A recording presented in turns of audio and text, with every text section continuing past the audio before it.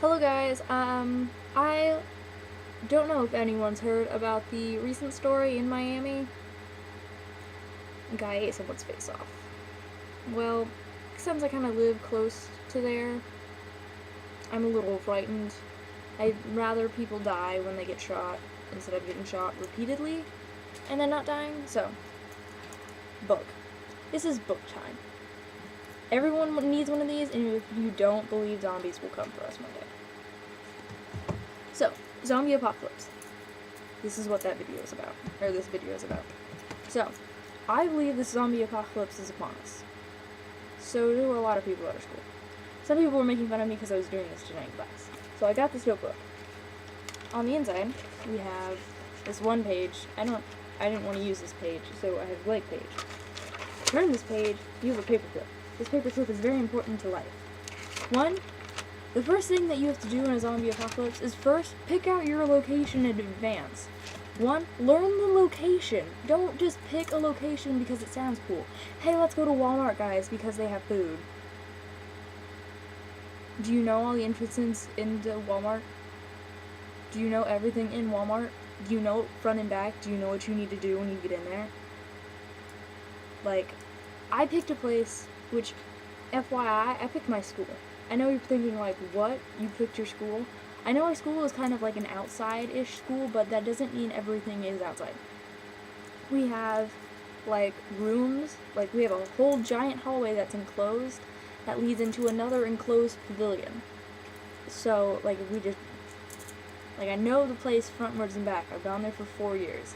I know the windows, all pointing toward the outside, are plexiglass. So no matter how hard they hit it, they'll keep bouncing off. And, like, I just pick a location that you know better than anyone else, where you would, like, just say it in your head right now, and then think of all the exits, all the ways you can lock yourself in. So, since I didn't have a map of the school, I drew one, like, locating all the things, all the doors that I would lock, all the places that you could go. So, do that. And then I have, first on my page, location. And then I have my group. I want a tiny group, kind of. Like, I want no more than 20 in my group, because I'm not dealing with a lot of people. Like, if more people show up, well, then I'm not going to take care of them, because I'd rather, like, it's kind of a family-based group, not like my family, but like a lot of my friends and stuff. So, like, they're family-based groups, and so I would want to protect them before I protect people that just showed up.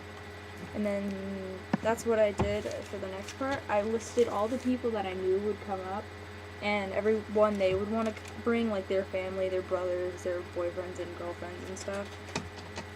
Next thing is food. You want things that don't expire, like candy, chocolate. Chocolate doesn't expire. You can argue with me all you want, but chocolate normally doesn't expire.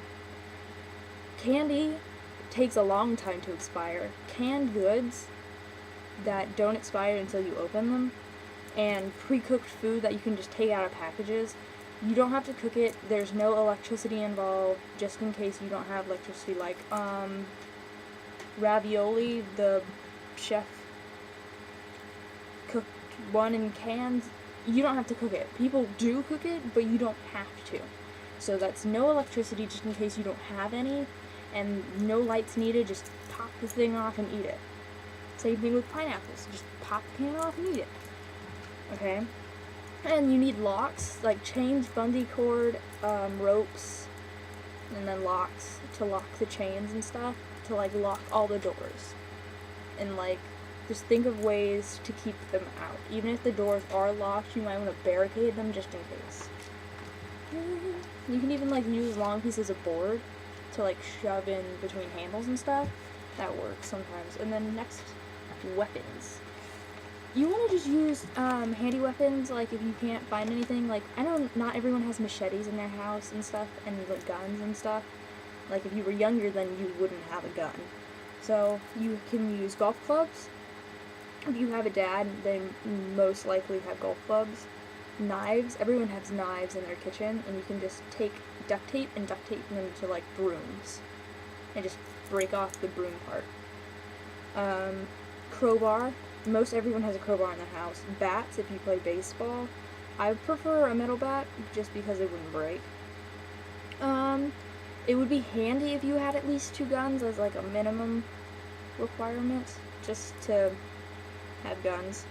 Fire, you have aerosol cans and lighters and matches, gasoline. Just wipe them all out. Duct tape, just in case anyone like gets talkative. Vampire or zombies don't really. They're very attracted to light and noises. Like if you were to fire a gun without a silencer, they go toward that. A note that I made about weapons is if you were to take a sledgehammer, it's more of a one-on-one zombie combat tool, because if you use really heavyweight, then you won't be able to protect yourself against more than like 5. You might get momentum in your spinning and stuff, but like that'll only last so long. Zombies come in numbers, so I think you should too. Always travel in packs. End of story. Don't travel alone. That never turns out good. Get a diversion. I know this sounds really mean, but if you have that one person that you know won't make it to the end, and you need to make food runs, like most everyone will make at least they'll have a lot of food runs, because like you end up running out of food because you can only bring so much food, and then like you'd have to do a food run, and that involves like leaving, so you might have to have a diversion person just to make sure you have food for everyone else. And then no bright lights and no noises. Attraction. So I hope everyone gets a notebook and their own survival guide. I'm not talking about books people write for fiction, but I mean like serious hardcore books. Like, I don't know, get information off the computer, basic knowledge, books, I guess, and like just put it all in a plan with your own notebook. What I did was I did this myself. Because I couldn't find a map of my school, so I did my own layout and like labeled it all, circled the doors, color coordinated stuff of like places not to go that are too open and stuff. And then I have my little key down here to tell me what's going on. And then I even have a picture of my school, and then I circled all the exits and stuff. And so I hope this helped, and I hope you guys make it to the end of 2012 without anything bad happening.